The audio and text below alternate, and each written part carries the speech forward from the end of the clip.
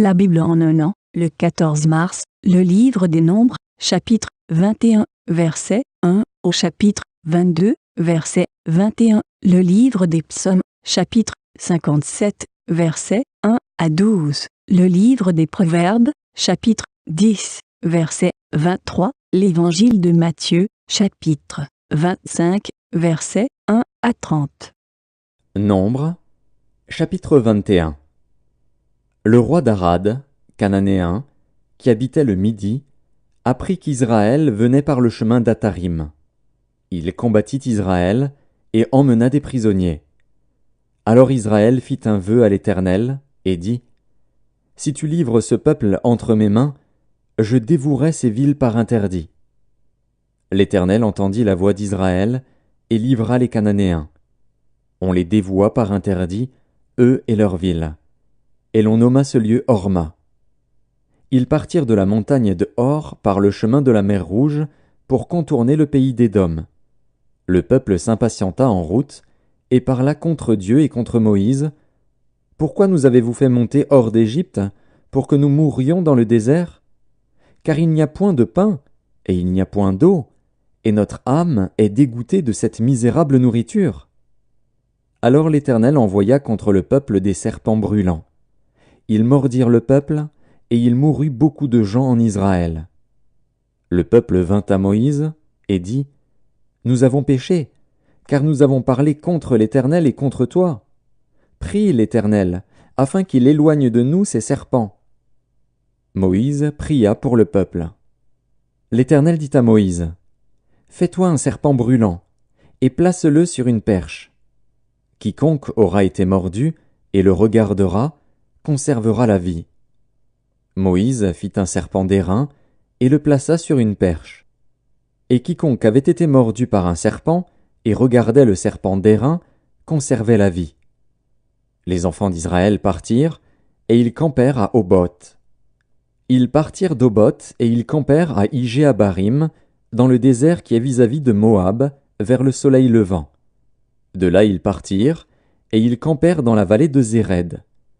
De là ils partirent, et ils campèrent de l'autre côté de l'Arnon, qui coule dans le désert en sortant du territoire des Amoréens. Car l'Arnon est la frontière de Moab, entre Moab et les Amoréens.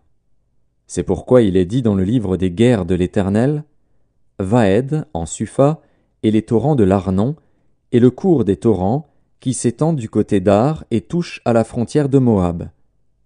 De là ils allèrent à Bir. C'est ce Bir où l'Éternel dit à Moïse : Rassemble le peuple, et je leur donnerai de l'eau. Alors Israël chanta ce cantique : Monte, puis, chantez en son honneur. Puis, que des princes ont creusé, que les grands du peuple ont creusé, avec le sceptre, avec leurs bâtons. Du désert ils allèrent à Matana, de Matana à Naaliel, de Naaliel à Bamoth, de Bamoth à la vallée qui est dans le territoire de Moab, au sommet du Pisga, en regard du désert. Israël envoya des messagers à Sion, roi des Amoréens, pour lui dire : Laisse-moi passer par ton pays. Nous n'entrerons ni dans les champs, ni dans les vignes, et nous ne boirons pas l'eau des puits. Nous suivrons la route royale jusqu'à ce que nous ayons franchi ton territoire. Si on n'accorda point à Israël le passage sur son territoire, il rassembla tout son peuple et sortit à la rencontre d'Israël dans le désert. Il vint à Jahatz et combattit Israël. Israël le frappa du tranchant de l'épée et s'empara de son pays depuis l'Arnon jusqu'au Jabbok, jusqu'à la frontière des enfants d'Ammon, car la frontière des enfants d'Ammon était fortifiée. Israël prit toutes les villes et s'établit dans toutes les villes des Amoréens, à Hesbon et dans toutes les villes de son ressort. Car Hesbon était la ville de Sion, roi des Amoréens. Il avait fait la guerre au précédent roi de Moab, et lui avait enlevé tout son pays jusqu'à l'Arnon. C'est pourquoi les poètes disent : Venez à Hesbon, que la ville de Sion soit rebâtie et fortifiée. Car il est sorti un feu de Hesbon, une flamme de la ville de Sion. Elle a dévoré Ar Moab, les habitants des hauteurs de l'Arnon. Malheur à toi, Moab. Tu es perdu, peuple de Kémosh. Il a fait de ses fils des fuyards, et il a livré ses filles captives à Sion, roi des Amoréens. Nous avons lancé sur eux nos traits, De Hesbon à Dibon, tout est détruit. Nous avons étendu nos ravages jusqu'à Nophar, jusqu'à Médeba. Israël s'établit dans le pays des Amoréens. Moïse envoya reconnaître Jaézer, et ils prirent les villes de son ressort, et chassèrent les Amoréens qui y étaient. Ils changèrent ensuite de direction, et montèrent par le chemin de Basan. Og, roi de Basan, sortit à leur rencontre, avec tout son peuple, pour les combattre à Édréi. L'Éternel dit à Moïse, « Ne le crains point, car je le livre entre tes mains, lui et tout son peuple, et son pays. Tu le traiteras comme tu as traité Sihon, roi des Amoréens, qui habitait à Hesbon. » Et ils le bâtirent, lui et ses fils, et tout son peuple, sans en laisser échapper un seul, et ils s'emparèrent de son pays. Nombre, chapitre 22. Les enfants d'Israël partirent, et ils campèrent dans les plaines de Moab, au-delà du Jourdain, vis-à-vis de Jéricho. Balak, fils de Tsippor, vit tout ce qu'Israël avait fait aux Amoréens. Et Moab fut très effrayé en face d'un peuple aussi nombreux, il fut saisi de terreur en face des enfants d'Israël. Moab dit aux anciens de Madian, « Cette multitude va dévorer tout ce qui nous entoure, comme le bœuf broute la verdure des champs. » Balak, fils de Tsippor, était alors roi de Moab. Il envoya des messagers auprès de Balaam, fils de Béor, à Pétor sur le fleuve, dans le pays des fils de son peuple, afin de l'appeler et de lui dire, « Voici, un peuple est sorti d'Égypte, il couvre la surface de la terre, et il habite vis-à-vis de moi. Viens, je te prie, maudis-moi ce peuple, car il est plus puissant que moi. Peut-être ainsi pourrais-je le battre et le chasserai-je du pays, car je sais que celui que tu bénis est béni, et que celui que tu maudis est maudit. » Les anciens de Moab et les anciens de Madian partirent, ayant avec eux des présents pour le devin. Ils arrivèrent auprès de Balaam, et lui rapportèrent les paroles de Balak. Balaam leur dit, « Passez ici la nuit, et je vous donnerai réponse, d'après ce que l'Éternel me dira. » Et les chefs de Moab restèrent chez Balaam. Dieu vint à Balaam et dit, « Qui sont ces hommes que tu as chez toi ?» Balaam répondit à Dieu, « Balak, fils de Tsippor, roi de Moab, les a envoyés pour me dire, « Voici, un peuple est sorti d'Égypte, et il couvre la surface de la terre. Viens donc, maudis-le. Peut-être ainsi pourrais-je le combattre, et le chasserai-je. » Dieu dit à Balaam, « Tu n'iras point avec eux.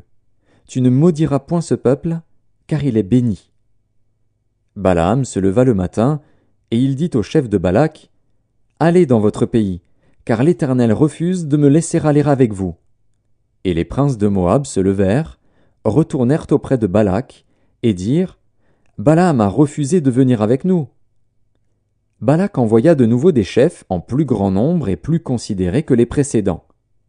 Ils arrivèrent auprès de Balaam, et lui dirent, « Ainsi parle Balak, fils de Tsippor. Que l'on ne t'empêche donc pas de venir vers moi, car je te rendrai beaucoup d'honneur, et je ferai tout ce que tu me diras. Viens, je te prie, maudis-moi ce peuple. » Balaam répondit et dit aux serviteurs de Balak, « Quand Balak me donnerait sa maison pleine d'argent et d'or, je ne pourrais faire aucune chose, ni petite ni grande, contre l'ordre de l'Éternel, mon Dieu.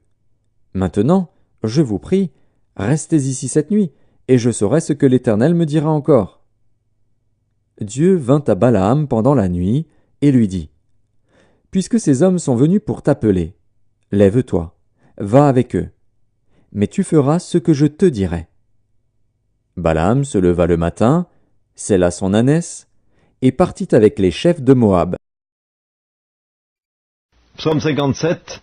Au chef des chantres, ne détruis pas. Hymne de David, lorsqu'il se réfugia dans la caverne, poursuivi par Saül. Aie pitié de moi, ô Dieu, aie pitié de moi, car en toi mon âme cherche un refuge. Je cherche un refuge à l'ombre de tes ailes, jusqu'à ce que les calamités soient passées. Je crie au Dieu très haut, au Dieu qui agit en ma faveur. Il m'enverra du ciel le salut, tandis que mon persécuteur se répand en outrage. Dieu enverra sa bonté et sa fidélité. Mon âme est parmi des lions. Je suis couché au milieu de gens qui vomissent la flamme, au milieu d'hommes qui ont pour dents la lance et les flèches, et dont la langue est un glaive tranchant. Élève-toi sur les cieux, ô Dieu, que ta gloire soit sur toute la terre. Ils avaient tendu un filet sous mes pas, mon âme se courbait. Ils avaient creusé une fosse devant moi, ils y sont tombés. Mon cœur est affermi, ô Dieu, mon cœur est affermi. Je chanterai, je ferai retentir mes instruments. Réveille-toi, mon âme, réveillez-vous, mon luth et ma harpe.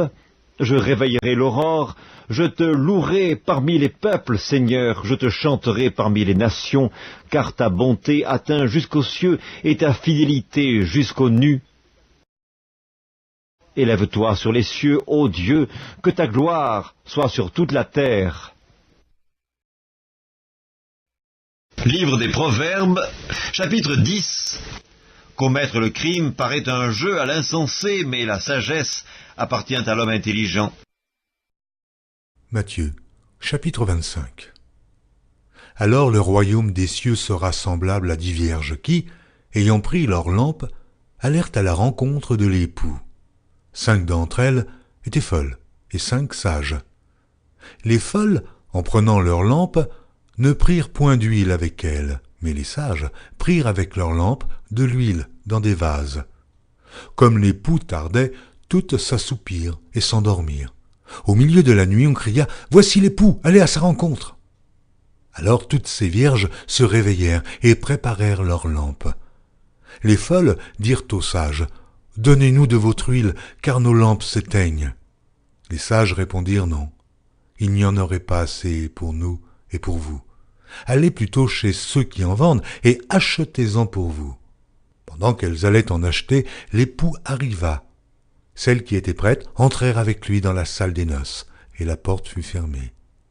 Plus tard, les autres vierges vinrent et dirent « Seigneur, Seigneur, ouvre-nous !»